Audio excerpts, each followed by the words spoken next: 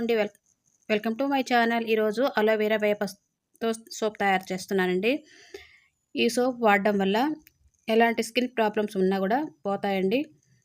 ఎలాంటి side effects లేని soap అండి ఇది. ఇంట్లోనే మనం స్వయంగా తయారు చేసుకోవచ్చు.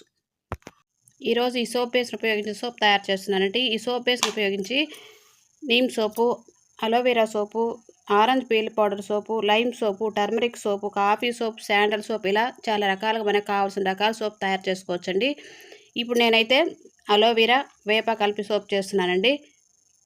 ఇది సోప్ బేస్ని ముక్కలుగా కట్ చేసుకోవాలి. అలోవెరాని వేపాకుల్ని కలిపి మిక్సీ పట్టుకోవాలి. కట్ చేసుకున్నటువంటి ఈ సోప్ బేస్ని ఇలా డబల్ బాయిల్ పద్ధతిలో కరిగించుకోవాలి. ఇలా కరిగించుకున్న ఈ సోప్ బేస్లో ఎసెన్షియల్ ఆయిల్ కలుపుతున్నానండి. సోప్ మంచి స్మెల్ కోసం ఈ ఆయిల్ కలుపుతున్నాను. ఇప్పుడు మనం మిక్సీ పట్టుకున్నటువంటి నీమ్ అలోవెరా పేస్ట్ని వేస్తున్నాను. వేసి బాగా కలపాలి. బాగా కలిపాక సోప్ మోడ్లోకి వేసుకోవాలండి. 2 hours ఆరనివ్వాలి. సోప్ బాగా ఆరిపోయిందండి. 2 hours అయిపోయింది. చూడండి ఎంత బాగా తయారైంది సోప్.